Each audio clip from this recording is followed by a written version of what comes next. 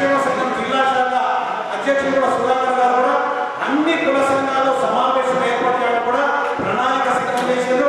అదేవిధంగా మా నగర అధ్యక్షుడు కూడా ఈ కార్యక్రమానికి ఒక ప్రణాళిక తయారు చేశారు. కాబట్టి ప్రతి కుల సంఘం, రజక సంఘం, నాయ బ్రాహ్మణ సంఘం, మేధర్ సంఘం అన్ని కుల సంఘాల ద్వారా సంఘ కార్యక్రమం కాబట్టి ఈ అవగాహన మనమందరం కుల సంఘ పెద్దలు నాయకులందరూ కూడా అర్థం చేసుకుని కింది స్థాయి వరకు మనం అట్టడుగున ఉన్నటువంటి వారు కూడా మన కులం యొక్క ప్రాధాన్యత చేసి ఆ కోడ్లో మనందరం కూడా మన కులాన్ని కనుక నమోదు చేసుకున్నట్లయితే మనకు వచ్చేటువంటి ప్రభుత్వం ద్వారా ఫలాలు ఎక్కడికి పోయి తప్పకుండా మరి విద్యా ఉపాధి రంగంలో కాకుండా ఈ స్థానిక సంస్థల్లో మనకు రిజర్వేషన్ కల్పించే అవకాశాలు ఉంటాయి.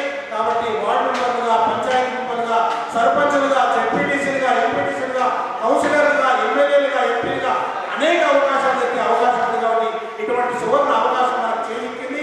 అటువంటి కులగణలో మనమందరం కూడా ప్రధాన భూమికను పోషించి మనమందరం కూడా జాదుల సీనన్న గారి నాయకత్వాన్ని బలపడతాం. నిరంతరం బీసీల కోసం పోరాటం చేసి తన కుటుంబాన్ని పక్కన పెట్టి ప్రతిరోజు కూడా పర్యటనలో ఉంటూ దేశవ్యాప్తంగా సమావేశాలు, సదస్సులు, సభలు నిర్వహిస్తూ మరి నిరంతరంగా శ్రమిస్తున్నటువంటి వ్యక్తికి మనం అండగా ఉండి అటువంటి మహనీయుని మరి పూర్తి ప్రణాళికబద్ధంగా చేసేటువంటి కార్యక్రమాలను అందరూ కూడా ముందుండి మన బీసీ కులాల వారి యొక్క చైతన్యానికి ప్రతీకగా ఏర్పడినటువంటి నిజామాబాద్ మరి బీసీ సంఘం తరఫున కూడా మరి ప్రత్యేకమైనటువంటి ధన్యవాదాలు. ఒకసారి మనమందరం కూడా రెండు చేతులు పైకెత్తి జై బీసీ, జై బీసీ, జై బీసీ. అందరం కూడా కులాలుగా బలపడ్డాం, బీసీలుగా చైతన్యవంతం అవుదాం.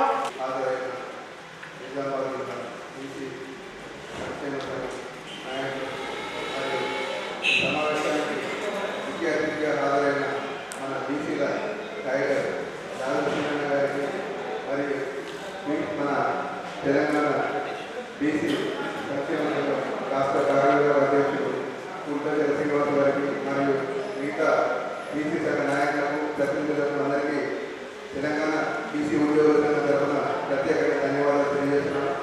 ఈ యొక్క సమావేశం ముఖ్య ఉద్దేశం మనకు ఇప్పుడు ప్రస్తుతం ప్రభుత్వం నిర్వహిస్తున్న కులగణన మీద అవగాహన కోసం ప్రతి ఒక్కరూ దీని వలన ఉపయోగం అనే విషయం మీద అవగాహన కల్పించడానికి మన శ్రీరంగ నాయకత్వంలో రాష్ట్రంలోని అన్ని జిల్లాలతో పాటుగా నిజామాబాద్ జిల్లాలో రావడం జరిగింది. ఈ జిల్లాలో కూడా మనకు ప్రతి ఒక్క బీసీ విధంగా అవగాహన కల్పించాలని ఉద్దేశంతో ఈ సమావేశం హాజరు కావడం జరిగింది. కావున ప్రతి ఒక్కరూ ఈ యొక్క బీసీ కులగణన మీద మన యొక్క భావాలనే మనకు తగ్గవలసిన ప్రతిఫలం తెలుస్తుంది. కాబట్టి బీసీ కులగణని ఎవరు కూడా నిర్లక్ష్యం చేయకుండా ప్రతిదానికి ఎలాగంటే సర్వలోక నివారణ, సంజీవిని అని ఎలాగైతే అంటాము, దిశానిర్దేశానికి మన భవిష్యత్తుకు ఈ కులగణన అంత ముఖ్యమని చెప్పి తెలియజేస్తున్నాను. అలాగే ఈ కులగణన మీదే కులగణన వస్తుంది కాబట్టి ప్రతి ఒక్కరు కూడా ఈ కులగణన నిర్లక్ష్యం చేయకుండా ప్రతి ఒక్కరు వారి కులానికి సంబంధించిన వివరాలని వారి యొక్క ఎన్నికలకు ఇవ్వాలని చెప్పి కోరుతున్నాను. అలాగే కొందరు దురుద్దేశంగా వారి ఇంటికి వచ్చిన ఎన్నికలని అంటే వాళ్ళు కూడా ఉద్యోగులు కాబట్టి ఎన్నికలని బీసీల కోసం పథకాలు రాలేదు.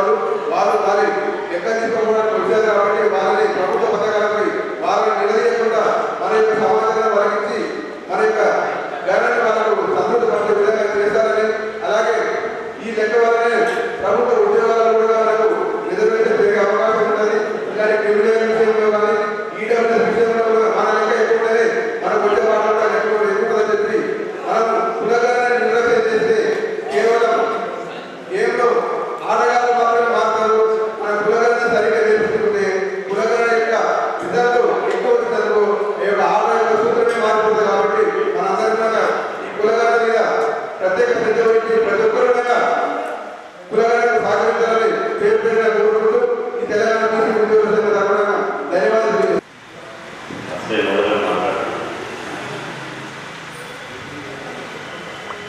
వేదిక మీద ఉన్న పెద్దలందరూ, ఎందుకంటే ఒకరి పేరు తప్పుదారి మర్చిపోతే అది ఇబ్బందికరమైన పరిస్థితి.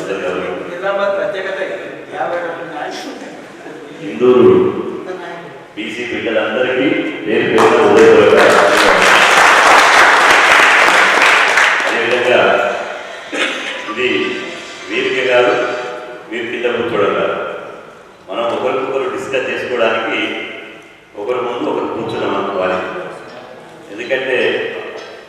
సుధాకర్ అన్న కేవలం బీసీ కుల సంఘాలు బీసీ సంఘాల ముఖ్యులతో ఈ సమావేశం అనుకున్నాం కాబట్టి ఈ సమావేశాన్ని ఏర్పాటు చేయడం జరిగింది. అనేక బహిరంగ సభలు విధానాలు పెట్టారు, అనేక కార్యక్రమాలు బస్ యాత్ర పెట్టారు, ఇక్కడ విద్యార్థి చర్చలు పెట్టారు, ఉద్యోగుల సమావేశం పెట్టారు, అదేవిధంగా విద్యార్థి చైతన్య యాత్ర పెట్టారు. చాలా సందర్భాల్లో చాలా మీటింగ్లు పెట్టారు. కానీ ఆ మీటింగ్లకు ఈ మీటింగ్లకు తేడా ఏంటంటే ఈ మీటింగ్లకు కేవలం నాయకులను మాత్రమే ఆహ్వానించడం జరిగింది. ఇక్కడ వచ్చిన వాళ్ళు 100 మంది కావచ్చు, కానీ నా దృష్టిలో 100 మంది కాదు. ఇక్కడ వచ్చిన వాళ్ళు ఎవరు కూడా వ్యక్తులు లేరు. వ్యక్తులు అనుకుంటే అది పొరపాటు. ఇక్కడ వచ్చిన వాళ్ళు ఒక్కొక్క కులానికి ఒక్కొక్క సమూహానికి ఒక నాయకుడు. అంటే మీరందరూ ఒక వ్యక్తులు. మీ వెనుక లక్షల మంది ఉన్నారు. లక్షల మందికి నాయకత్వం వహించేటువంటి నాయకత్వం అంతా వచ్చింది. కాబట్టి కేవలం ఈ కులగణన మీద అవగాహన కల్పించడానికి, సామాజిక చైతన్యం కల్పించడానికి, మన భవిష్యత్ కార్యాచరణ మాట్లాడుకోవడం కోసమే ఈ సమావేశం కావడం జరిగింది. నాతో పాటు హైదరాబాద్ నుంచి వచ్చినటువంటి బీసీ సంక్షేమ సంఘం రాష్ట్ర వర్కింగ్ ప్రెసిడెంట్ అయినటువంటి దుర్గచల్ల శ్రీనివాస్ ముద్దాల్ గారు, ఉద్యోగుల సంఘం ప్రధాన కార్యదర్శి చంద్రశేఖరన్న గారికి, ముఖ్యంగా మీడియా సోదరులందరికీ, print and electronic media videographer మిత్రులకు పేరు పేరున హృదయపూర్వక నమస్కారాలు. దయచేసి ఇక్కడ వచ్చిన ముఖ్య నాయకుడికి నా విజ్ఞప్తి ఏంటంటే, మనం ఏ ప్రభుత్వమైనా ఏ పాలకుడైనా మనం భయపడాలంటే మనలో చైతన్యం ఉండాలి. మనలో చైతన్యం ఉండాలంటే మనలో ఐక్యత ఉండాలి. మనలో ఐక్యత చైతన్యం ఉండాలంటే ఒక సమావేశం పెడితే ఆ సమావేశం అయిపోయిన వరకు వక్తలు ఏం మాట్లాడతారో అది కంపల్సరీ వినాలి. అదేవిధంగా చరిత్ర తెలుసుకోవాలంటే చరిత్రలో వచ్చినటువంటి పుస్తకాలు ఏ అవుతున్నాయో ఆ పుస్తకాలను చదవాలి. అంబేద్కర్ ఒక మాట చెప్తాడు, చరిత్ర తెలుసుకోలేని వాడు చరిత్ర సృష్టించలేడు అంటాడు. మనం చరిత్ర తెలుసుకున్నంత కాలం చరిత్ర సృష్టించలేము. ఇక్కడ మాట్లాడిన వారు కొద్దిగా మాట్లాడాలని ప్రయత్నం చేసింది, కానీ మన ముందున్నటువంటి సోదరులు కొద్దిగా వినే పరిస్థితులు లేనట్టు అనిపించి ఉంటారు. ఎందుకంటే మనకు పూలే జయంతి అయితే మానవుని జీవితం అంతా మనకు దారితీసింది. జీవితం అంతా మన కోసమే జీవించింది. కానీ పూలే చరిత్ర, పూలే యొక్క జయంతి రోజు ఒక్క హాఫ్ డే సమయం కూడా మనం కేటాయించారు. నేను ఒక ఎగ్జాంపుల్ చెప్తా. నేను ఏ కులాన్ని ఎవరిని మతాన్ని కించపరచడం లేదు, కానీ మనం ఒక పెళ్లికి పోతాం. పెళ్లికి పోతే మన పాపల పంతులు ఆ పెళ్లిలో 3 గంటల సేపు మంత్రాలు చదువుతారు. ఆ మంత్రాలు ఎవరికైనా అర్థమైతే చేతులు ఇవ్వండి, ఎవరికి అర్థం కావు. కానీ ఎందుకు కూర్చుంటాం 3 గంటల సేపు? మనకు అర్థం కాకపోయినా 3 గంటల సేపు ఆ పంతులు మనకు మంత్రాలు చదివినా 3 గంటల సేపు అట్నే కూర్చుంటాం కులబడి. ఎందుకు కూర్చుంటామంటే మనకున్నటువంటి విశ్వాసం, మనకున్నటువంటి నమ్మకంతో కూర్చుంటాం. ఇక్కడ కూడా అంతే జరగాలి. ఒక మీటింగ్ పెడితే ఇది ఒక నాయకుడిని ఎక్స్పోజ్ చేయడం కోసం ఇక్కడ మీటింగ్ పెట్టలేదు. మన జాతిని ఎట్లా పైకి తీసుకురావాలి, మన జాతులను ఎటువైపు ప్రయాణం చేయాలి, మన జాతులను ఎట్లా ఐక్యం చేయాలో ఈ సమావేశం పెట్టాం. ఈ సమావేశం పెట్టాలంటే ఏదో ఆశమాష కాదు. మీరు మీ పనులన్నీ వదులుకున్నారు కదా, ఇక మీ పనులన్నీ వదులుకున్నారు. ఇక్కడ ఉన్నటువంటి వాళ్ళందరూ పనులన్నీ వదులుకున్నారు. ఇక మేమైతే మా జీవితం అంతా ఇదే కాబట్టి సుధాకర్ అన్న నిన్ననే వార్నింగ్ ఇచ్చింది. నేను చేయను అని. మేము 160 స్పీడ్ వచ్చినాం మా కారు. మేము వస్తుంటేనే చాలా యాక్సిడెంట్ జరిగింది, వేరే కారు అయినా కూడా ఆకలి ఎక్కడ. మీరు నమ్ముతారో నమ్మరో, ఆకలి అయినా కూడా నిజామాబాద్కి వచ్చి టౌన్లోకి వచ్చినాక చిన్న ఒక గుడిసె హోటల్లో పక్కన ఆపి బ్రేక్ఫాస్ట్ చేసి, ఎందుకంటే ఆ భయంతో అయ్యో నిజామాబాద్లో వచ్చి వెయిట్ చేస్తారు, ఉన్న సమయాన్ని పోవాలి అనే ఉద్దేశంతో. మరి ఎందుకు ఇంత శ్రమపడి ఇంత త్యాగం చేస్తూ ఇంత రిస్క్ తీసుకొని వచ్చి కేవలం ఫోటో సెషన్ కోసం వచ్చినావా, లేదా ముచ్చట పెట్టి భోజనం చేసుకోవడానికి వచ్చినావా, లేదా తెలంగాణ రాష్ట్రంలో మన వాళ్ళని ఎట్లా, మన జాతిని ఎట్లా పైకి తీసుకుపోవాలి, మన జాతిని ఎట్లా జాగృతం చేయాలి, ఇప్పుడు జరిగేటువంటి కులగణలో మనం ఏం సందేశం ఇవ్వాలో ఇలా ఒక కన్క్లూజన్ చేయడానికి మాత్రమే ఇక్కడ రావడం జరిగింది. ఈరోజు 90% చాలా మంది సిన్సియర్గా ఉంటారు మన బీసీ, కానీ కొద్దిమంది మాత్రమే. నాకు తెలిసి మా జిల్లా కమిటీ అన్యాయ కానీ, ప్రసాద్ అన్న కానీ, మా ఉద్యోగుల సంఘం అన్న రవీంద్ర అన్న కానీ, అదేవిధంగా మా దర్శన దేవేంద్ర కానీ, మా జనరల్ సెక్రటరీ మా గంగా కిషన్ కానీ, వీళ్ళంతా నాకు తెలిసి ఒక 1000 మందికి ఫోన్ చేసి ఉంటారు. 1000 మందికి ఫోన్ చేసి ఉంటారు, రండి రండి రండి. కానీ ఇంతమంది వచ్చిన తర్వాత 1 గంటకు వస్తారు. మళ్ళీ 1 బాబుకి ఫోన్ రాగానే ఫోన్ తీసుకొని బయటకు పోతాడు. నేను అంటాను, ఎవరికన్నా ప్రైమ్ మినిస్టర్ ఆఫీస్కి వెళ్ళి ఏమన్నా ఫోన్ వచ్చిందా? పిఎం ఆఫీస్కి రాదు. ఫోన్ చీఫ్ మినిస్టర్ ఆఫీస్కి ఏమైనా ఫోన్ వస్తుంది? ఏం రాదు. ఏం ఫోన్ వస్తుందంటే ఇవాళ కాడ పోషమ్మ పండుగ జరుగుతుందట రా, గాడ మల్లమ్మ పండుగ జరుగుతుందట రా, లేకపోతే గాడ సిట్టింగ్ చేసిందట రా, గాడ ఇంకో ఫంక్షన్ ఉందట రా అని అయ్యే ఫోన్ వస్తుంది. కాబట్టి దయచేసి నేను ఎందుకు ఇవన్నీ నా ఉపన్యాసానికి ఉందని కొన్ని సూచనలు మాత్రమే చేస్తున్నాను. అన్ని జిల్లాలు తిరిగి ఈ జిల్లాకు వచ్చినా కాబట్టి దయచేసి ఎప్పుడు మీటింగ్ పెట్టినా బీసీలో మీటింగ్కు స్టార్టింగ్లో ఎప్పుడు వచ్చినామో ఓట్ ఆఫ్ థ్యాంక్స్ చెప్పి ఎండింగ్ అయ్యేంత వరకు మీటింగ్ అయిపోయిందా అప్పుడే పోవాలనే విధంగా మనం ఉండాలి. మన కాన్సన్ట్రేషన్, మన మైండ్ అంటే ఇక్కడ ఉండాలి. లేకపోతే body is present, mind is absent అన్నామనుకో, మనకు మన బ్రహ్మదేవుడు వచ్చిన మన తలరాతను మార్చలేము. కాబట్టి ఇలా కులగణన జరుగుతుంది. కులగణన ఉద్యోగ జరుగుతుందా? కులగణన ప్రేమతో జరుగుతుందా? కులగణన వలన దయాదాక్షణాలతో జరుగుతుందా?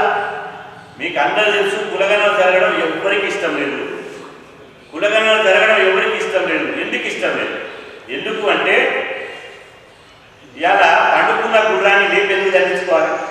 ఓ సామెత తెలంగాణ అంటారు, పండుకున్న గుర్రాన్ని ఎందుకు లేపి దండించుకుంటామని. ఈ బీసీలంతా నిధుల మంత్రం ఊరుకుంటే, బీసీలంతా రాయితీల మంత్రం ఊరుకుంటే, సబ్సిడీల మంత్రం ఊరుకుంటే, వీళ్ళని కులాల వారిగా ఇంటింటికి తిరిగి ఇలా సాగరోలు ఎంతమంది ఉన్నారు, మంగళోళ్ళు ఎంతమంది ఉన్నారు, ముదిరాజులు ఎంతమంది ఉన్నారు, మున్నూరు కాపులు ఎంతమంది ఉన్నారు, విశ్వబ్రాహ్మణులు ఎంతమంది ఉన్నారు, పెరికోళ్ళు ఎంతమంది ఉన్నారు, నేరోళ్ళు ఎంతమంది ఉన్నారు, అదేవిధంగా గౌడోళ్ళు ఎంతమంది ఉన్నారు, ఇవాళ సంచార జాతులు ఎంతమంది ఉన్నారు, ఇవాళ పూసలోళ్ళు ఎంతమంది ఉన్నారు, ఈ లెక్కలు పెట్టి వీళ్ళు మొత్తం లెక్కలు పెట్టి అఫీషియల్గా రాజముద్రతోటి, మామూలు కాదు, రాజముద్రతోటి 300 కాపులకు ఇన్ని లక్షల మంది ఉన్నారు, గౌళ్ళకి ఇన్ని లక్షల మంది ఉన్నారు, మేరోళ్ళకి ఇన్ని లక్షల మంది ఉన్నారు అని చెప్పి రేపు ప్రభుత్వం ప్రకటించబోతుంది. అంటే ఇంత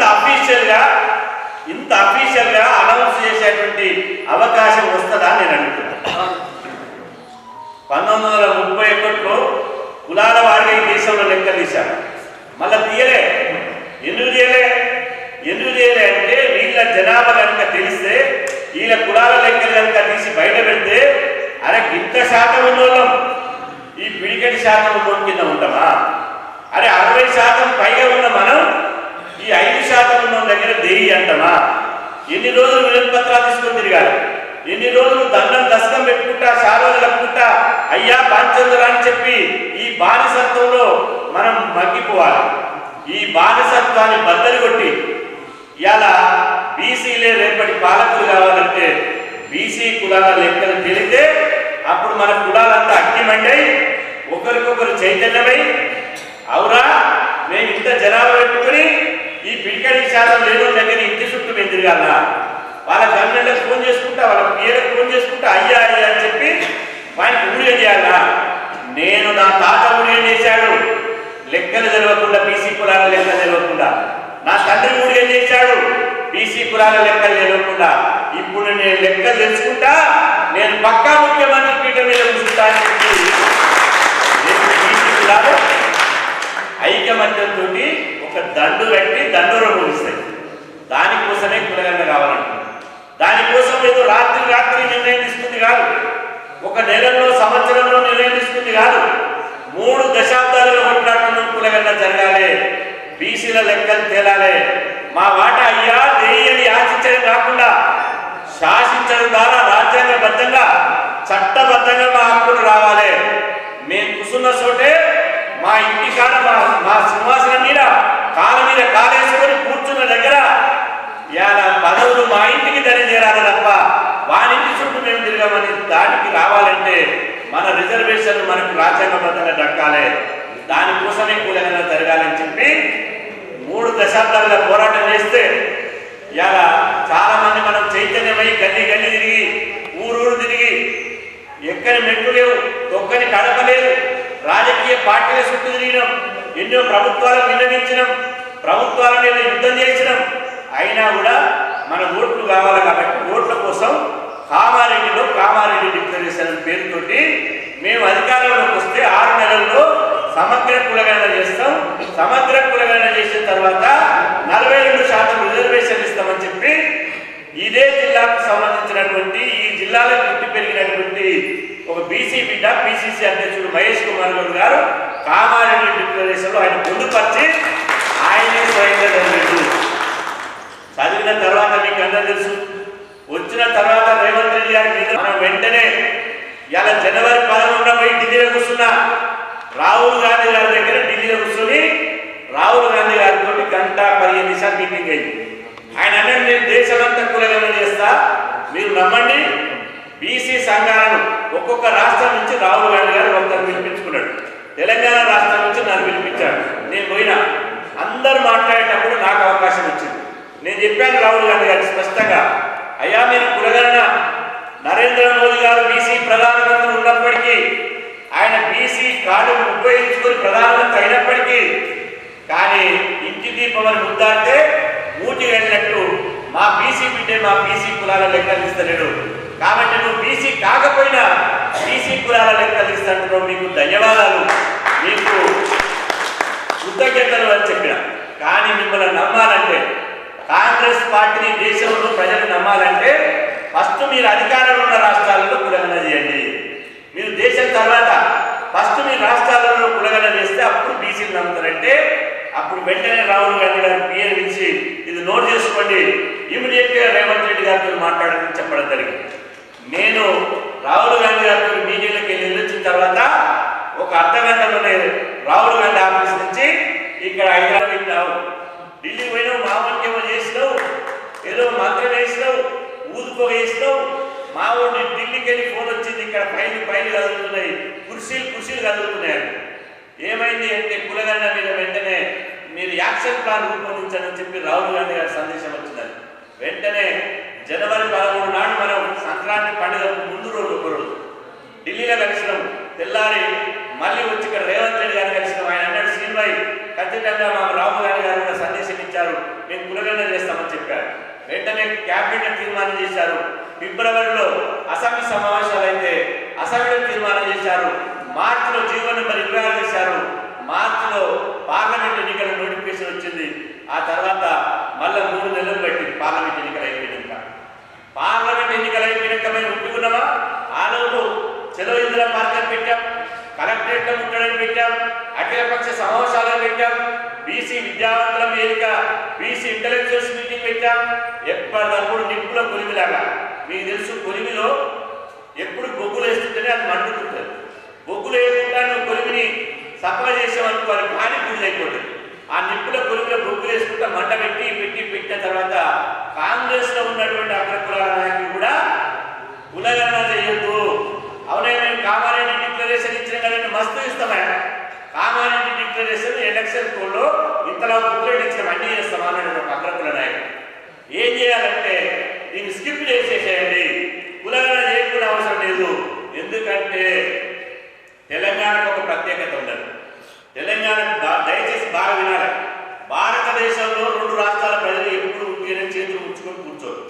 ఒకటి తెలంగాణ, రెండు పంజాబ్. ఎప్పుడు ఉద్యమాలతోటి రగులుతూనే ఉంటారు. సామాజిక చైతన్యానికి, రాజకీయ చైతన్యానికి, పోరాటాలకు పురిటిగడ్డలు ఈ రెండు రాష్ట్రాలు. కాబట్టి తెలంగాణను చూసుకోండి. తెలంగాణలో భూమి ముక్తి విముక్తి కోసం, ఇలా వెట్టి చాకి నిర్మూలన కోసం నక్సలైట్ ఉద్యమం జరిగింది ఇక్కడ. అదేవిధంగా రజాకారులకు, నిజాములకు వ్యతిరేకంగా తెలంగాణ రైతాంగ సాయుధ పోరాటం జరిగింది. మళ్ళీ 1969లో తెలంగాణ మొదటి దశ ఉద్యమం జరిగింది. తర్వాత 2021 నుంచి 2001 నుంచి మళ్ళీ దశ ఉద్యమం జరిగింది. ఇప్పుడు జరిగేది, మిగిలింది, జరగబోయేది బీసీ ఉద్యమమే. 100% మనం బీసీ ఉద్యమంలో మన సోదరులు ఎస్టీలను కలుపుకుంటాం, మైనార్టీని కలుపుకుంటాం. 90% అవుతాం. 90% ఉన్నోళ్ళం మనం ఉండి కూర్చుంటామా? మనం ఇంత జనాభా పెట్టుకొని 90% మంది పెట్టుకొని 9% ఉన్నోడు పరిపాలిస్తుంటే కళ్ళప్ప చెప్పి చూస్తామా? 90% ఉన్నోడు 9% ఉన్నోడు పెత్తనం చేసి మన మీద ఆధిపత్యం చేసి రాజకీయ గుప్తాధిపత్యం చేస్తే మనం ఊరుకుంటామా? మరలబడతాం, తిరగబడతాం. తిరగబడతాం? మన దగ్గర ఉన్నటువంటి ఓటు అనే ఆయుధంతో రేపు ఒక బీసీలకు రాజకీయ పార్టీ పెట్టుకుంటాం. రాజకీయ పార్టీ పెట్టుకున్నప్పుడు 90% మంది మన ఓటు మనం వేసుకుంటే మన రాజ్యాధికారం మనకు వస్తుంది. తెలంగాణ గడ్డ మీద ఒక బీసీ బిడ్డడే ముఖ్యమంత్రి అవుతాడు.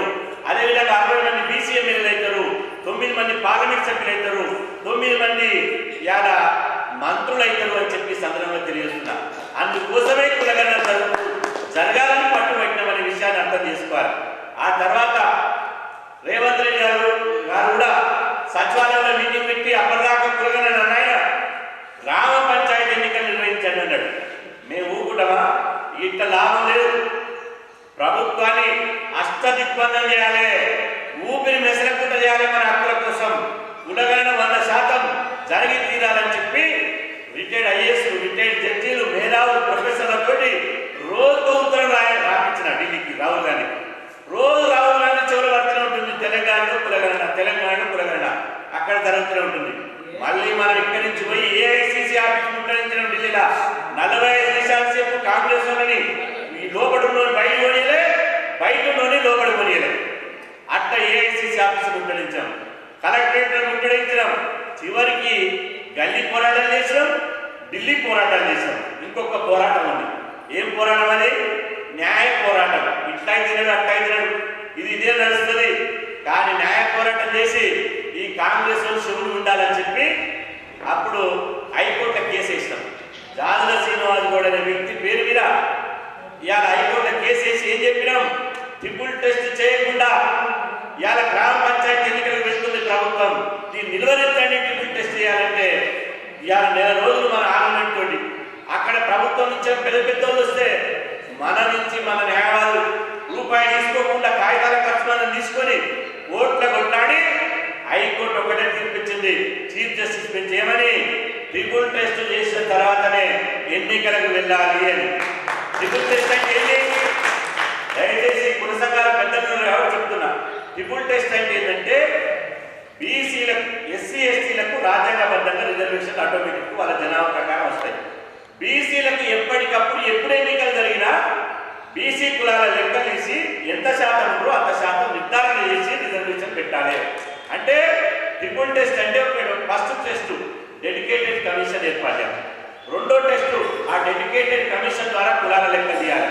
మూడో టెస్టు ఆ కులాల లెక్క తీసిన తర్వాత ఆ కులాల జనాభా దామాష ప్రకారం 50% సామాజిక రిజర్వేషన్ దాటకుండా బీసీ రిజర్వేషన్ ఫిక్స్ చేయాలి. ఇది ట్రిపుల్ టెస్ట్ అంటారు. ఈ ట్రిపుల్ టెస్ట్ చేయకుండా పోతున్నాను. అదృష్టం కొద్ది నర్సు వచ్చే కాలానికి కలిసి వచ్చే కొడుకు వింటట్టు అదృష్టం కొద్ది ఇలా అంటూ ఉద్యమం చేసేటప్పుడు కోర్టు పోయినప్పుడు రాహుల్ గాంధీ గారి, సోనియా గాంధీ గారి ఆశీస్సుల వల్ల ఇదే నిజామాబాద్ ఇందూరు గడ్డకు సంబంధించిన ఒక బిడ్డ, బీసీ బిడ్డ, పిసిసి అధ్యక్షుడిగా మహేష్ కుమార్ గారు నియమించబడ్డారు.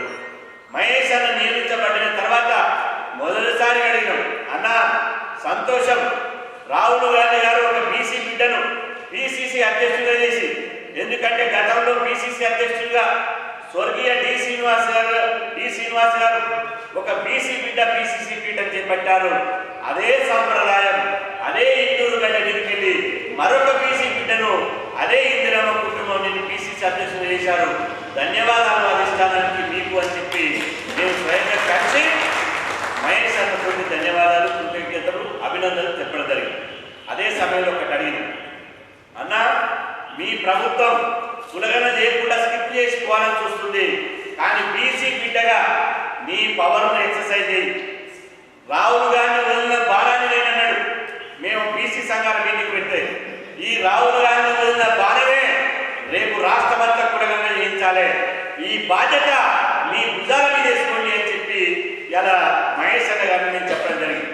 ఆయన చెప్పాడు, ఒక బీసీ బిడ్డగా నేను పిసిసి అధ్యక్షులు అయినందుకు నేను గర్విస్తున్నా.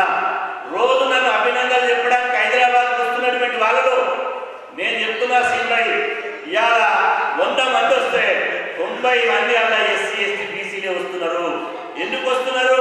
మా బిడ్డ మా రక్త సంబంధం మా పేగులన్నవాడు పిసిసి పీఠ మీద కూర్చున్నాడు, మా వర్గాల ఆకాంక్షలు నెరవేరుస్తాడు, మా డిమాండ్లను ముఖ్యమంత్రి దగ్గర కూర్చొని పరిష్కరిస్తారనే ఒక ఆశతోటి ఒక విశ్వాసంతో మీ దగ్గరికి వస్తున్నారు అని చెప్పి నేను చెప్పడం జరిగింది. అది వాస్తవమే చెప్పాలి. నన్ను ఏం చేయమంటారు మహేష్ అన్నాడు. మీరు ఏం చేస్తారో ముఖ్యమంత్రి ఒప్పించి మెప్పించి రాహుల్ గాంధీ గారితో మాట్లాడి కులగన మొదలు పెట్టండి అంటే వెంటనే మహేష్ అని ఇనిషియేటివ్ తీసుకొని రేవంత్ రెడ్డి గారిని కలిసి ఇవాళ రేవంత్ రెడ్డి గారు కూడా చెప్పాడు, రాహుల్ గాంధీ గారి కాన్సెప్ట్ కామారెడ్డి డిక్లరేషన్ లో నేనే స్వయంగా చదివిన. మా ఉమ్మడి జిల్లాది కామారెడ్డి నేనే స్వయంగా బీసీ గర్జన మీటింగ్ లో నేనే చదివిన. మరి నేనే పిసిసి అధ్యక్షుడైనా కులగన లేకపోతే నేను ఏం చెప్పుకోవాలి? నేను నా బీసీ ప్రజలకు ఏం మొత్తం చూపించాలని చెప్పి మహేష్ అన్న గట్టిగా పట్టుబట్టి రాహుల్ గాంధీ దగ్గర అదేవిధంగా రేవంత్ గారి దగ్గర గట్టిగా పట్టుబట్టి శ్రీనివాస్ గౌడ్ గారు మీరు అన్ని కుల సంఘాల మీటింగ్ బీసీ మీటింగ్ పెట్టండి, నేను వచ్చి ఒక బీసీ అధ్యక్షుడిగా నేనే అనౌన్స్ చేస్తా అని చెప్పి చెప్పడం జరిగింది. ఇవాళ టూరిజం ప్లాజాలో హోటల్లో కుల సంఘాలతో 136 కుల సంఘాల రాష్ట్ర అధ్యక్షులతో మీటింగ్ పెడితే వచ్చి ఒకటే చెప్పాడు, కాంగ్రెస్ పార్టీ మా రాహుల్ గాంధీ సిద్ధాంతమే కులగన సిద్ధాంతం. కులగన ఒక ఎక్స్రే లాంటిది. ఈ కులగన అనేది ఎవరి వాటావాన్ని దక్కాలంటే కులగన ఉండాలి. కాబట్టి రాష్ట్ర ప్రభుత్వం కులగన చేసిన తర్వాతనే బీసీ రిజర్వేషన్ పెంచిన తర్వాతనే స్థానిక సంస్థల ఎన్నికలు నిర్వహిస్తాము అని చెప్పి పిసిసి అధ్యక్షుడు మహేష్ కుమార్ గౌడ్ గారు ప్రకటించారు. ఇక ప్రభుత్వం గుర్తుల పడ్డ ఎన్నికలకి అయిపోయింది. పిసిసి సత్యనారాయణ గతంలో 1వ అధ్యాయం 2వ అధ్యాయం 3వ అధ్యాయం అంటే ఇంకా ఈ అధ్యాయాలు ఎప్పుడు అయిపోతుంది అనుకుంటారు, కానీ చివరి అధ్యాయం ఇది నేను చెప్పింది. ఇది చివరి అధ్యాయం. ఎందుకంటే కులగన ఇదంతా ఎందుకు చెప్పినామంటే దీని వెనుక ఇన్ని త్యాగాలు ఇన్ని పోరాటాలు ఇన్ని ఢిల్లీ గల్లీ మొత్తం ఎదుర్కొని దశాబ్దాలుగా ఉప్పుడుండి ఉపాసం ఉండి కళ్ళలో ఒత్తులు పెట్టుకొని కుటుంబాలను వదిలిపెట్టి నా జాతి బాగుపడాలి, నా జాతి అగ్రకులాలతో సమానంగా ఎదగాలనే ఉద్దేశంతో పోరాడి ఈ ప్రాసెస్ అంతా చేయించినాం. ఇదంతా ఒక ఎత్తు అయితే కులగన మొదలు పెట్టిన కాన్సెప్ట్ ఎత్తు. ఇక కులగన మొదలు పెట్టగానే మొన్న 6వ తారీఖు నుంచి నవంబర్ 6వ తారీఖు నుంచి కులగన స్టార్ట్ అయింది. 56 ప్రశ్నలతో కులగన ప్రశ్న పత్రం వచ్చింది. అప్పటిదాకా నేను చెప్పిన, అయ్యా టీఆర్ఎస్ మీరు 10 ఏళ్ళు పరిపాలన ఉన్నారు, ఈ కులగన మీద మీ వైఖరి ఏంటి అంటే ఎవరు చెప్పాలి? కులగన మీద మీ వైఖరి ఏంటని నేను అడిగిన టీఆర్ఎస్ పార్టీని. ఇంతవరకు టీఆర్ఎస్ పార్టీ నుంచి కులగన మీద వైఖరి చెప్పలేదు. ఆ తర్వాత బీజేపీలో కూడా అయినా మరి కులగన జరుగుతుంది కదా, బీజేపీ పార్టీ వైఖరి ఏందని బీజేపీని అడిగిన, కానీ ఇంతవరకు వాళ్ళ వైఖరి చెప్పలేదు. నాయన చెప్పకపోతే పుణ్యాత్ములు రేపు మీరు బీసీల ఓట్లు అడిగేటప్పుడు మా బీసీ కులాల ఇంటికి వచ్చినప్పుడు మీ సంగతి తెలుస్తాం బిడ్డ, మీరు చెప్పకపోతే మీరు సల్లంగా ఉంటుంది అని చెప్పి వాళ్ళు వదిలేసిన తర్వాత కులగన మొదలు కాగానే 6వ తారీఖు నాడు కులగన స్టార్ట్ అయింది. 7వ తారీఖు నాడు ఇదే టీఆర్ఎస్ వాళ్ళు ఇదే బీజేపీ వాళ్ళు డీకే అన్న గారు అదేవిధంగా మహేశ్వర్ రెడ్డి గారు ఏమంటారు, కులగనలో ఇన్ని ప్రశ్నలు అడగమన్నాడు. 50 ప్రశ్నలు ఎట్లా అడుగుతారు? అదేవిధంగా కులం అడగాలి కానీ మీకు ఇల్లుందా ఇల్లు లేదా, మీకు సైకిల్ మోటార్ ఉందా, మీకు ఫ్రిడ్జ్ ఉందా అని ఎందుకు అడుగుతారు, ఆర్థిక పరమైన విషయాలు ఎందుకు అడుగుతారు అని చెప్పి మన ప్రజలందరినీ బీసీ కులాలను గందరగోళం చేయడానికి ఒక ప్లాన్ ప్రకారం కుట్ర చేశారు. నేను ఆ రోజు చెప్పిన అలంపూర్లో మన ఇవాళ మీటింగ్ ఎక్కడైతే పెట్టామో ఈ మీటింగ్ అలంపూర్లో స్టార్ట్ చేసినాం. అలంపూర్లో నేను ఒకటి చెప్పిన, ఎందుకు ఈ చైతన్య సదస్సు పెట్టాం. నిన్న మెదక్లో అడిగినప్పుడు ఒక ఆయన ఒక మేధావి అన్నాడు, ఒక బార్ అసోసియేషన్ అధ్యక్షుడు అడ్వకేట్ అన్నాడు, అవునన్నా కులగన్న ఒక బీసీ గురించి జరుగుతలేదు కదా, కులగన్న అన్ని కులాలు జరుగుతుంది కదా, మరి ఎస్సీ ఎస్టీలు ఎందుకు పెడతలేదు, అగ్ర కులాలు కూడా ఎందుకు మీటింగ్ పెడతలేదు, బీసీలనే మీటింగ్ పెట్టి కులగలను అని చెప్పి చైతన్యం కావాలని నువ్వు చెప్తున్నాను అని అడిగాను. నేనన్నా మంచి ప్రశ్న వేసినావు. నేను అంటున్నా కులగన్న ఎవరికి కావాలి, ఇప్పుడు 2 అయింది. ఈడ మీటింగ్లు ఉన్నోనికి ఆకలి అయితే మనకు అన్నం కావాలి, కానీ మీటింగ్లో లేకుండా హోటల్లో తిన్నోడు ఆల్రెడీ పండుకున్నోనికి ఆకలి అయితే అర్థమవుతుందా. ఇవాళ మన సోదర ఎస్సీలకు 2011 కేంద్ర ప్రభుత్వం గణాంకాలు తీసింది. 2011 తీసిన గణాంకాల ప్రకారమే వాళ్ళకు రిజర్వేషన్ అందుతున్నాయి. వాళ్ళ జనాభా దావాస్ ప్రకారం వాళ్ళకు ఉన్నది. కాబట్టి వాళ్ళు చెప్పినా చెప్పకపోయినా వాళ్ళకు ప్రతి 10 సంవత్సరాలకు ఒకసారి కేంద్ర ప్రభుత్వం లెక్కలు ఇస్తుంది, వాళ్ళ జనాభా లెక్కలు ఇస్తుంది. వాళ్ళకి ఎలాంటి డోకా లేదు. ఇక మన అగ్రకుల సోదరులకు ఏమనుందా, అగ్రకుల సోదరులు వాళ్ళు ఉన్నదే 8%, కానీ రిజర్వేషన్ ఎంత శాతం అందుతుంది. మా గోపాలకృష్ణ చెప్పాడు ఇంతకుముందు, రిజర్వేషన్ 10% అందుతుంది. 8% ఉన్నోరికి 10% రిజర్వేషన్లు అఫీషియల్గా ఉంది. ఇంకా 90% జనరల్ కోటాలో పెట్టేసి ముఖ్యమంత్రులు వాళ్ళే, ప్రధానమంత్రులు వాళ్ళే, కేంద్ర మంత్రులు వాళ్ళే, ఐఏఎస్లు వాళ్ళే, ఐపీఎస్లు వాళ్ళే, ఐటీ ఇండస్ట్రీ పర్సన్స్ వాళ్ళే, సినిమా ఇండస్ట్రీ వాళ్ళే, వైన్ వాళ్ళదే, మైన్ వాళ్ళదే, ల్యాండ్ వాళ్ళదే, మొత్తం సర్వస్వం వాళ్ళదే. అయినా కూడా 10% రిజర్వేషన్లు అగ్రకులాలకు అందుతుంది. కానీ అగ్రకులాలకు 2% అదనంగా అందుతుంటే 60% నుండి 25% రిజర్వేషన్ అందేటోళ్ళు, 60% నుండి అర్ధశ రిజర్వేషన్ అందేటోళ్ళు బీసీ కులాలు. మరి మన కులాల లెక్కలు చెప్పకపోతే మన రిజర్వేషన్లు జనాభా దావాస్ ప్రకారం ఎట్లా వస్తాయి, మనకు పదవులు ఎట్లా వస్తాయి, బడ్జెట్ ఎట్లా వస్తుంది.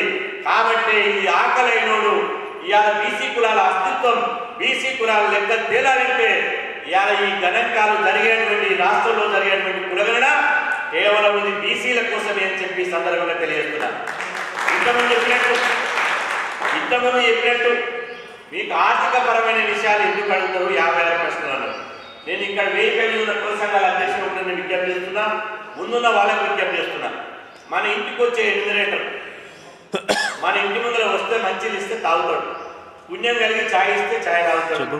మంచిగా నువ్వు ఏ వివరాలు ఉద్యోగం అన్నప్పుడు ఏ ఉద్యోగం చేస్తున్నావు, ప్రైవేట్ ఉద్యోగం కాదని అడుగుతావు. అదేవిధంగా ఉపాధి అన్నప్పుడు ఇప్పుడు ఏం చేస్తున్నావు, కూలి చేస్తున్నావా, కుమ్మరి పని చేస్తున్నావా, కమ్మరి పని చేస్తున్నావా, చేనేత వృత్తి చేస్తున్నావా, చేతి వృత్తి చేస్తున్నావా, ఏం చేస్తున్నావు అని అడుగుతారు. అదేవిధంగా సామాజిక అంటే నువ్వు గుడికాడ వివక్షత ఉన్నవా, బల్లో వివక్షత ఉన్నవా. ఇవాళ నిజామాబాద్లో నేను చూసిన ఏదో బీడీసీ కంపెనీ ఏదో ఉంటాయండి నిజామాబాద్, ఫలానా బీడీసీ కంపెనీ ముదిరాజుల బహిష్కరణ అని వచ్చింది, చాలాసార్లు రజకుల బహిష్కరణ అని వచ్చింది. అంటే సామాజికంగా అంటే నువ్వేమన్నా కుల వివక్షతకు గురైనవా, సామాజికంగా నువ్వు అంతరాడు కింద నువ్వు జమగట్టేమైనవని అది అడుగుతావు. అదేవిధంగా రాజకీయంగా నీ ఇంట్లో వార్డు మెంబర్ ఉండా, సర్పంచ్ ఉండా, ఎంపీడీస్ ఉండా, జెడ్పీడీస్ ఉండా, ఉంటే రిజర్వేషన్ కింద అయినా జనరల్ అయినా నీ జనాభా ఎంత, రాజకీయంగా నీకు దక్కిందంత తెలుసుకోవడానికి రాజకీయంగా అడుగుతారు. ఇక చివరిగా ఆర్థికంగా అడుగుతారు. ఆర్థికంగా నీకు ఇల్లుందా, బరి ఉందా, గొర్రె ఉందా, ఫ్రిడ్జ్ ఉందా, ఏది ఉందా అడుగుతారు. నేను అంటున్నా. తర్వాత కులం అడుగుతారు. 50 ప్రశ్నలు అనేది ఇదే. వీళ్ళనేమో బ్యాంక్ అకౌంట్ అడుగుతుందని ఓడన్నా బ్యాంక్ అకౌంట్ ఉండాలా, మీకు బ్యాంకులో ఖాతా ఉందా లేదా అన్నారు. ఉంటే ఉందనాలా, లేకపోతే లేదా. ఎందుకంటే ప్రజల కోసం బ్యాంక్ ఖాతాలు ఉన్నాయా లేవా అని ఒక సమాచారం కోసం మాత్రమే. ఆధార్ కార్డు ఉందా, ఉంటే నెంబర్ చెప్పండి, అది ఐచ్ఛికం మాత్రమే. దీని మీద సుప్రీంకోర్టు ఓ తీర్పిచ్చింది. ఏమని? ఎందుకంటే మనం నడిచేది ప్రభుత్వాలైనా ప్రజలైనా పాలైనా రాజ్యాంగం ప్రకారం నడవాలి. ఇప్పుడు ఆధార్ కార్డు కంపల్సరీ వేయాల్సిందే అని మనం ఆ ప్రస్తావన ఉందనుకో, ఎవడైనా కోర్టు పోతే అది కులగన ఆగిపోతుంది, ఎవడైనా కోర్టు పోతే కులగన ఆగిపోతుంది. అదేవిధంగా అకౌంట్ నెంబర్ ఏంటని ఈ కులగన పత్రంలో ఎవడన్నా అడిగితే ఎవడైనా కోర్టు పోతే కులగన ఆగుతుంది. ఎందుకంటే నువ్వు ఆన్ అకౌంట్ నీకెందుకు అంటారు. కాబట్టి ఇక్కడ అకౌంట్ నెంబర్ అంటే ఆధార్ కార్డు కూడా ఆప్షన్ మాత్రమే. మీ ఇష్టం ఉంటే చెప్పండి, లేకపోతే లేదు అని చెప్పి.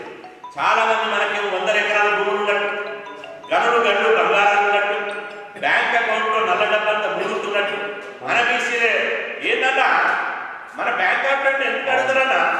అదేవిధంగా భూములు ఎందుకు అడుగుతారన్నా? నీకు రైతు బంధు వచ్చేటప్పుడు భూములని మొత్తం తెలిసిపోయింది కదా. నీకు రైతు బంధు వచ్చినప్పుడు నీకు ఒక బటన్ నొక్కితే ఎంత భూమి ఉందో తెలిసిపోయింది కదా. ఇది ఎవడు అడగాలి? ఇది డబ్బు ఉన్నటువంటి దొరలు పటేళ్ళు వాళ్ళు ఆబ్జెక్షన్ చెప్పాలి. కానీ ఈ రాజకీయ పార్టీలు చేసినటువంటి గందరగోళానికి, ఈ కులగణన వ్యతిరేకులు చేసినటువంటి గందరగోళానికి మన వాళ్ళు చాలా మంది, ఇది ఇంపార్టెంట్ క్వశ్చన్, చాలా మంది ఏంటంటే ఇవాళ నేను ఏమన్నా చెప్తే టీవీ ఉంది, ఫ్రిడ్జ్ ఉంది, ఇల్లు ఉందని చెప్తే నా రేషన్ కార్డు ఇంత పోతుందయింది, నా రేషన్ కార్డు రద్దు అవుతుందయింది, నాకు ఉన్నటువంటి ఆసరా పింఛన్ పోతుందయింది, లేకపోతే నాకు ఉన్నటువంటి ఆరోగ్యశ్రీ కార్డు పోతుందయింది, నాకు వచ్చే ఇంధనం ఇల్లు పోతుందయింది, సంక్షేమ పథకాలు రద్దు అవుతుందయింది అనుకుంటున్నారు. నేను అంటున్నా, ఒక్కసారి మీరు గుండె మీద చేసుకుని ఆత్మవిశ్వాసంతో మన కులాలందరూ చెప్పండి, సంక్షేమ పథకాలకు సమగ్ర కులగణనకి ఎలాంటి సంబంధం లేదు. ఇప్పుడు జరిగేటువంటి కులగణనకు ప్రభుత్వం అమలు చేసేటువంటి సబ్సిడీలకు ఎలాంటి లింకు లేదు. ఇది కేవలం సామాజిక రిజర్వేషన్లు పెంచడానికి మాత్రమే చేసేటువంటి సర్వే. ఇందులో సుప్రీంకోర్టు జడ్జిమెంట్ ఉంది కాబట్టి అన్ని అడుగుతారు. దీంట్లో ఎవరికి ఎలాంటి అనుమానాలు అక్కరలేదు. కాబట్టి నేను అడుగుతున్నా, నేను చివరి ఒక మాట చెప్తున్నా. నేను ఇంతకుముందు మీడియా కూడా చెప్పడం జరిగింది. రాష్ట్రంలో ఎన్నికలు జరుగుతాయి. ఎన్నికలు జరిగినప్పుడు ఏ రాజకీయ నాయకుడైనా ఎన్నికల అఫిడవిట్ అంటే మన లెక్కన తెల్ల కాగితం కాదు, బాండ్ పేపర్ మీద, స్టాంపు పేపర్ మీద ఆయన రాసియాలి. ఏమని? నీకు ఎన్ని ఇళ్ళు ఉన్నాయని. నాకు ఒక్క ఇల్లు లేదంటే రాస్తాడన్నా. నీకు ఎన్ని కార్లు ఉన్నాయి? నాకు సొంత కార్లు లేదని రాస్తాడు. నీ దగ్గర డబ్బు ఎంతుంది? నాకు డబ్బు కాదని ఆయన, నాకు బ్యాంకు 50 కోట్లు అప్పు ఉందని రాస్తాడు. అంటే ఒకవేళ ఆ రాజకీయ నాయకుడు అబద్ధాలు చెప్తే క్రిమినల్ కేసు అవుతుంది. అబద్ధాలు చెప్తే ఎన్నికైనటువంటి ఎన్నిక రద్దు అవుతుంది. అయినా కూడా ఏ రాజకీయ నాయకుడైనా కరెక్ట్ రాసిండా చెప్పాలి. మీరే రాస్తారా? రాసిండా? ఎక్కడ రాయాలి? వాళ్ళు బాండ్ పేపర్ల మీదే అబద్ధాలు రాస్తుంటే నువ్వు ఉట్టి పేపర్ల మీద నువ్వు నిజాలు కూడా చెప్పమన్నాడు. ఇది ఉన్నది ఉన్నట్టు కూడా చెప్పమన్నాడు. ఉన్నది ఉన్నట్టు చెప్పేది, నిజాలు చెప్పేది ఒకటే ఒకటి. 50 ప్రశ్నలు నీ మనసుకి ఏం నచ్చితే కదా చెప్పు.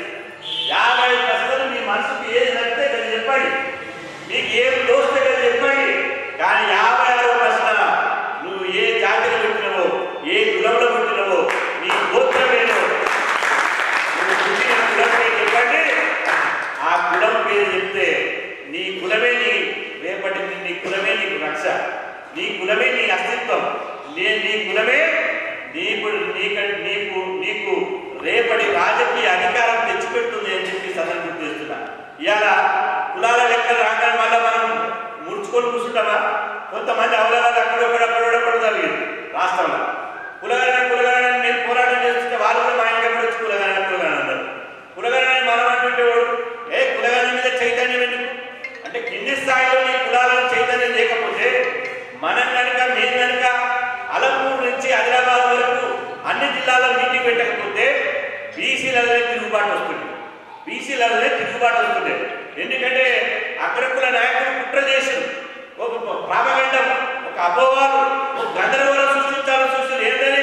అరే మీ 50% చెప్పిననుకో నీకు ప్రభుత్వం ఇచ్చే అన్ని పథకాలు రద్దయిపోతాయి అని చెప్పి నేను చెప్పిన సమస్త బీసీ ప్రజలారా, దీని మీద పాఠకులు తీసిన సమస్త బీసీ ప్రజలారా, గుండె ధైర్యంతో చెప్పండి, ఈ సమగ్ర కులగణన మన కోసమే జరుగుతుంది.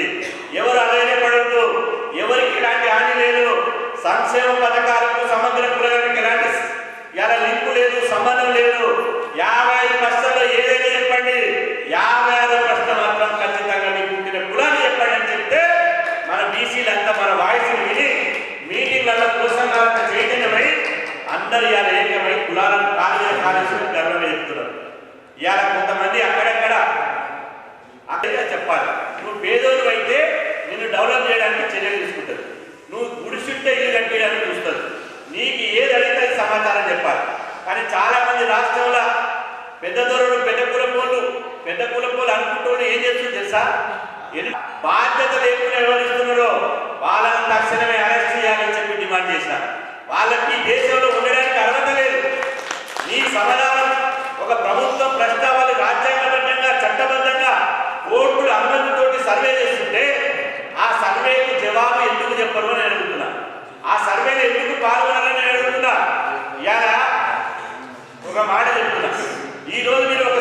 పెట్టుకోండి. ఈరోజు ఇలా సమగ్ర కులగైన పోతున్నటువంటి మహిళా ఉద్యోగులు రైతులు మన చెల్లెమ్మలు మన అక్కలు మన ఇంట్లో ఉంటారు ఆడబిడ్డలు. వాళ్ళు పోతుంటే ఒకడు కారు మీద కారు వేసుకొని వాడు లాగా వేసుకొని వాడు సెట్ వేసుకొని వాడు రకరకాల విన్యాసాలు చేసుకుంటా పోయిన మహిళా ఉద్యోగులు వీడియో తీస్తాం. ఏమని ఇంగ్లీష్లో హిందీలో మాట్లాడకుండా చెప్పను పో, నీ రేవంత్ రెడ్డి చెప్పుకోపో, అసలు కులమే చెప్పను పో, నేను ఇది చెప్పను పో అంటున్నారు. నేను అంటున్నా అట్లాంటి వాళ్ళు ఈ దేశంలో ఉండడానికి అర్హులు కాదు. నీ దేశం నిజంగా అట్లాంటి వాళ్ళు ఉంటే నువ్వు చెప్పకపోతే ఈ భారతదేశంలో వారి పౌరసత్వాన్ని రద్దు చేయాలని చెప్పి మనం డిమాండ్ చేద్దాం. ఎందుకు చేయడం పౌరసత్వం రద్దు చేసి వాళ్ళని ఎక్కడ పంపించాలి? పౌరసత్వం రద్దు చేసినట్టు వాళ్ళు ఎక్కడ పంపించాలి? ఈ వ్యతిరేకులని దేశ ద్రోహులు అనమాట వీళ్ళు. భాగస్వాములు కండి. రేపు కులాల లెక్కలు వచ్చిన తర్వాత నిజామాబాద్లో ఎంతమంది బీసీలు ఉన్నారు? ఏ కులం ఎంతుంది? ఏ కులం? బీసీ కులాలు 60% నుంచి 70% ఉంటే స్వాతంత్రం వచ్చినప్పటి నుంచి ఇప్పటి వరకు ఎవడి ఎమ్మెల్యేగా పరిపాలించిండు? ఎవడి ఎంపీగా పరిపాలించిండు? బీసీలకు రావాల్సినటువంటి రాజ్యాంగబద్ధమైనటువంటి రాజకీయ పదవులు ఎక్కడ పోయినాయి అని చెప్పి ఇలా ఒక్కొక్కని కడిగి ఒక్కొక్కని ఎండగట్టి మన బీసీ ప్రజలు సమాజంలో సామాజికంగా రాజకీయంగా చైతన్యం చేసి ఆ కులాల లెక్కని వజ్రాయుధంగా చేసి, మామూలు ఆయుధం కాదు, వజ్రాయుధం అని తెలుసు కదా. వజ్రాయుధం మనం ప్రయోగించిన వరకు వజ్రాయుధానికి విఫలం ఉండదు. వజ్రాయుధం అంటే అది 100% సక్సెస్ కావాల్సిందే. కులాల లెక్కలు వచ్చిన తర్వాత రాష్ట్రంలో 60 మంది బీసీ బిడ్డలు ఇంతవరకు 29 మంది ముఖ్యమంత్రులు అయ్యారు. 29 మంది ముఖ్యమంత్రులు అయితే ఒక్క బీసీ బిడ్డ కూడా ముఖ్యమంత్రి కాలేదు. ఒక్క బీసీ బిడ్డ కూడా. మన సోదర ఎస్సీలకు ఒకసారి అవకాశం వచ్చింది. రెడ్లు 14 సార్లు ముఖ్యమంత్రి అయ్యారు. కమ్మలు 6 సార్లు ముఖ్యమంత్రి అయ్యారు. వెలుమలు 2 సార్లు మంది ముఖ్యమంత్రి అయ్యారు. కోమటోళ్ళు వయసు ఒక్కసారి ముఖ్యమంత్రి అయ్యారు. 136 కులాలు ఉన్నాం. 136 కులాలు ఉన్నాం. 60 శాతం జనాలు ఉన్నాం. 136 కులాలకు వెళ్ళి ఒక్కరు బీసీ ముఖ్యమంత్రి కాదు. 136 కులాలకు వెళ్ళి ఒక్కరు బీసీ ముఖ్యమంత్రి కాదు. మరి మనకు పౌరుషం లేదా? మనకు పౌరుషం ఉందా లేదా? మనకు ఆత్మగౌరవం ఉందా లేదా? ముఖ్యమంత్రి పీఠం మీద మనం కూర్చోన్నా వద్దా? కాబట్టి ఈ కులగణనే ఉజ్జాయిగా చేసుకుని, ఈ బీసీ కులాల లెక్కనే ఉజ్జాయిగా చేసుకుని నేను చెప్తున్నా, నిజామాబాద్ అక్కడ చెప్తున్నా, చాలా యాక్టివ్గా పనిచేసారు. ఇన్ని రోజులు చాలా కష్టపడి పనిచేసారు. ఇప్పుడు ఫలితం అనుభవించే రోజు దగ్గరలోనే ఉన్నది. ఇలా మంచుకో చెడుకో ఎక్కడ చూసినా ఏడిపోయినా నేను ఇప్పుడున్నటువంటి చైతన్యం రాష్ట్రాలు ఎప్పుడు ఏడిపోయినా అంటారన్నా ఇక ఈ సబ్సిడీల కోసం, స్కాలర్షిప్ల కోసం, సంక్షేమ హాస్టళ్ల కోసం కొట్లాడారు. వాటి కూడా కొట్లాడాలి. ఎందుకంటే మన వాళ్ళకు ఉద్యోగాలు రావాలి, మన వాళ్ళకు చదువు ఉండాలి, మన వాళ్ళు ఆర్థికంగా పరిపుష్టి కావాలి, మన వాళ్ళు తెల్లబట్టలు వేసుకోవాలి. ఇక కొట్లాడే సరిపోయింది. అన్ని అందులో సమకూర్చారు. యుద్ధానికి కావాల్సిన సామగ్రి అంతా సమకూర్చారు. కానీ యుద్ధం చేసే సమయం ఆసనమైంది. ఆ యుద్ధం ఏంటి? రాజకీయ యుద్ధం. ఆ రాజకీయ యుద్ధం చేయాలంటే ఏం చేయాలి? రాజకీయ యుద్ధం చేయాలంటే మనకు రాజకీయ పార్టీ ఉండాలి. రాజకీయ పార్టీ లేకుండా రాజకీయ యుద్ధం చేస్తావా? చెయ్యం. కాబట్టి బీసీలకు ఒక రాజకీయ పార్టీ రావాలి. 2025లో వచ్చే ఏడాది మంచిగా ఉందని అందరూ అంటారు. ఎందుకు మంచిగా ఉందో తెలుసా? రేపు 2025లో జనవరి నుంచి కేంద్ర ప్రభుత్వం బీసీ కులాల లెక్కలు చేస్తుంది. మళ్ళా ఆ లెక్కలు కూడా దేశవ్యాప్తంగా జనగణన చేస్తుంది. అలా బీసీ కులాల లెక్కలు చేయాలని మనం డిమాండ్ చేస్తున్నాం. తీస్తుందని విశ్లేషిస్తున్నాం. తీయకపోతే వాడిని పొందబెడతాం, పాఠాలకు తొక్కి పడేస్తాం. ఎవడైతే బీసీ కులాల లెక్కలు చేయడం, అప్పుడు బీసీ కులాల లెక్కలు ఇస్తాక కేంద్రంలో బీసీ కులాల లెక్కలు వస్తాయి, రాష్ట్రంలో లెక్కలు వస్తాయి, నియోజకవర్గాల పునర్విభజన జరుగుతుంది, అసెంబ్లీ స్థానాలు పెరుగుతాయి, పార్లమెంట్ స్థానాలు పెరుగుతాయి. అప్పుడు అందరం అన్ని కులాలు పోటీ చేసేటువంటి అవకాశం వస్తుంది. మన రాజకీయ పార్టీ నాలుగు ఒకటే, అన్ని కుల సంఘాలు ఉండరు కాబట్టి చెప్తున్నా.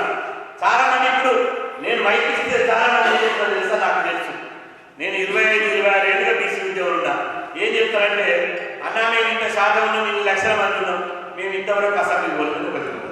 అన్నా మేము ఇంత శాతం ఉన్నాం, మా ఊళ్ళో ఇంతవరకు 220-50 మంది ఉంటారు. మన 136 కులాల మంది. కాపులు ఎంతమంది వాళ్ళు పోతారు, ముదిరాజులు ఎంతమంది వాళ్ళు పోతారు, వంజరోళ్ళు ఎంతమంది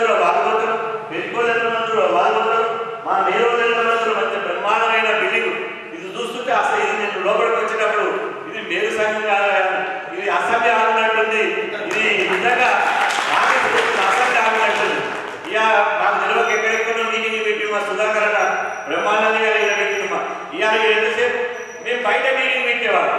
బయట మీటింగ్ పెడితే సుధాకర్ అన్న నా స్పీచ్కి లాస్ట్ సిట్టింగ్ రాసి పంపించాడు. అన్న నీ స్పీచ్ ఇంకా అయినా అన్నది కానీ హాల్ టైం లేదు, హాల్ ఖాళీ చేయాలని నెక్స్ట్ ప్రోగ్రామ్. ఇప్పుడు ఇక్కడ మనం తెల్ల దాకా మాట్లాడినా అనేటువంటి ఎందుకు మారే కాబట్టి మేరు సంఘానికి ప్రత్యేకంగా ధన్యవాదాలు. మీరు కూడా ఒక 4-5 ఎమ్మెల్యేలు అసెంబ్లీలో బీసీ నలుగురు 5 ఎమ్మెల్యేలు రేపు మన బీసీ రాజకీయ వేదిక ద్వారా అసెంబ్లీలో ఉంటారని చెప్పి సందర్భంగా మీకు ప్రామిస్ చేస్తున్నా. అన్ని కులాల విశ్వబ్రాహ్మణులు పంచకులాలు విశ్వబ్రాహ్మణులు కూడా ఓ 15 మంది ఎమ్మెల్యేలు అవుతారు. కాబట్టి ఇవాళ నేను చివరి చెప్తున్నా, ఒకటే నిమిషాలు ముగిస్తా. 220 మంది వీళ్ళు అయినా అప్పుడు ఎంపీలు ఎంతమంది అవుతారు? ఇప్పుడు ఎంపీలు ఎంతమంది? 17 మంది. అప్పుడు 4 చేసి 25 మంది అవుతారు. 220 మంది ఎంపీ, 25 మంది, 245 మంది, 245 మంది. తర్వాత రాజ్యసభ సభ్యులు వాళ్ళు ఎంతమంది ఉంటారు? వాళ్ళు 10 మంది. 200 ఎంత అయింది? 260 క్యాబినెట్. ఇప్పుడు సంచార జాతర ఉన్నారు, నేను పోటీ చేయను అనుకో, వాళ్ళకు క్యాబినెట్ హోదా ఇస్తే ప్రభుత్వ సలహాదారుగా నియమిస్తాం. వాళ్ళు 20 మంది. అదేవిధంగా క్యాబినెట్ హోదా కలిగినటువంటి చైర్మన్ ఉంటాయి, కార్పొరేషన్ చైర్మన్.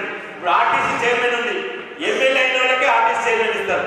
అప్పుడు మన రాష్ట్రంలో మన ప్రభుత్వంలో ఈ ఎమ్మెల్యే గెలవనటువంటి కులానికి ఆర్టీసీ చైర్మన్ డైరెక్ట్ ఇస్తాం, అది కూడా క్యాబినెట్ హోదా. ఇట్లా పదవులు చూసుకుంటే మొత్తం వార్డు మెంబర్ నుంచి పార్లమెంట్ దాకా చూస్తే 3 లక్షల రాజకీయ పదవులు ఉన్నాయి తెలంగాణ రాష్ట్రంలో. 3 లక్షల పదవులు మనకే వస్తాయి. ఈ కులాల లెక్కలు అందుకోసమే, ఈ గణన అందుకోసమే. కాబట్టి ఒక దీర్ఘకాలికమైన దృష్టితోటి ఒక బాధ్యత కలిగినటువంటి, ఎందుకంటే బీసీలకు ఏం కావాలో నాకు తెలుసు, రాజకీయ నాయకులు తెలియదు కదా. రాజకీయ నాయకులు వస్తారు, బీసీ కార్డు వాడుకొని మళ్ళా ఇది సక్సెస్ అయితేనేమో బీసీ కార్డు నేను అంటారు. ఒకవేళ ఫెయిల్ అయిందనుకో ఆ నెపమంతా మన మీద నెట్టిపోతారు. నేను బీసీలకు ఎంత చేసినా కూడా వాళ్ళ ఐక్యం కాలేదా, వాళ్ళు రాలేదు అందుకని వాళ్ళ కర్మ వాళ్ళని వదిలిపెట్టిపోతారు. మేము అట్లా కాదు, మేము సచ్చినా బతికినా జీవించినా శ్వాస ఉన్నా శ్వాస లేకున్నా బీసీ జాతి కోసమే కడదాకా ఉంటాం, బీసీ జాతి కోసమే కడదాకా నిలుస్తాం. కాబట్టి ఒక బాధ్యత కలిగినటువంటి నాయకుడిగా ఈ సామాజిక కులగణ చైతన్య యాత్ర పెట్టాం. కాబట్టి ఇంత కొద్ది సమయంలోనే ఇంత బ్రహ్మాండంగా నిజామాబాద్ తెలంగాణలో ఏ పిలిపించినా మొట్టమొదటిగా సక్సెస్ అయ్యేది నిజామాబాద్ జిల్లాలో. కాబట్టి